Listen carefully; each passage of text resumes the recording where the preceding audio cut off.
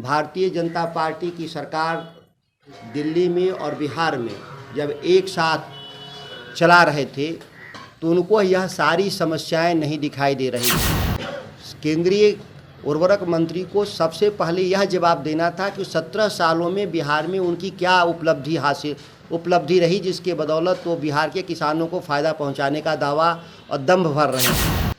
और जिन समस्याओं के बारे में बोल रहे थे, क्या वो समस्याएं नई थी या पहले से चली आ रही थी।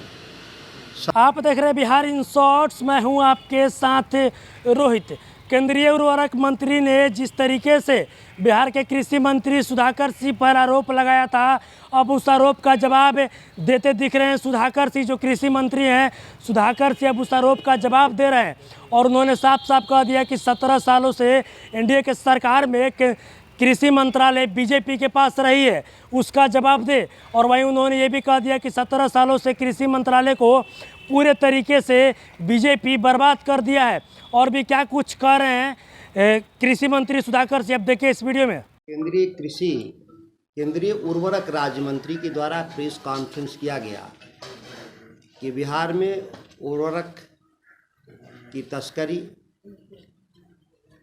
उर्वरकों के साथ कई तरह के उपादान जिसको बोलते हैं हम लोग नैनो यूरिया हो या सल्फर जाइम, इस तरह की चीज़ों को बिकने का आरोप उन्होंने लगाया।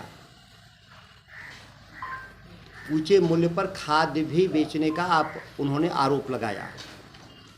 यह बहुत ही दुर्भाग्यपूर्ण है कि जिस समय भारतीय जनता पार्टी की सरकार दिल्ली में और बिहार में जब एक साथ चला रहे थे तो उनको यह सारी समस्याएं नहीं दिखाई दे रही थी, जबकि कई मीडिया चैनलों के द्वारा लगातार बिहार में इस संकट की तरफ पिछले 2 सालों से संकेत दिए जा रहे थे कि इस तरह की समस्या है।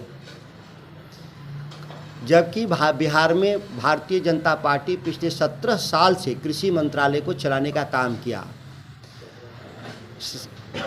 केंद्रीय उर्वरक मंत्री को सबसे पहले यह जवाब देना था कि 17 सालों में बिहार में उनकी क्या उपलब्धि रही जिसके बदौलत वो बिहार के किसानों को फ़ायदा पहुंचाने का दावा और दंभ भर रहे हैं। और जिन समस्याओं के बारे में बोल रहे थे, क्या वो समस्याएं नई थी या पहले से चली आ रही थी। सबसे बड़ा सवाल की समस्याएं थीं जिसके बारे में मंत्री बनते ही जो 1 महीना के तकरीबन हुए, हम इन समस्याओं की तरफ संकेत साफ शब्दों में किया था, जिसको मीडिया के बंधुओं में से एक वर्ग माना कि हम आलोचना ही अपनी सरकार कर रहे हैं, जबकि सही यही था कि यह समस्याएं गंभीर रूप से बिहार में पहले ही से हैं, जिस पर नकेल कसने की आवश्यकता है। और जिस तरह से 17 साल से बिहार में कृषि मंत्रालय को भारतीय जनता पार्टी ने बर्बाद किया, वह देश में कहीं भी देखने को नहीं मिलेगा। पूरे आंकड़े आपको देखने के बाद जो उर्वरक सप्लाई में मैं बता रहा हूं कि जिस समय बिहार में रोपनी होता है, रोपनी का समय होता है हमारा जुलाई और अगस्त, यही माना जाता है कि बिहार में रोपनी का उपयुक्त टाइम है।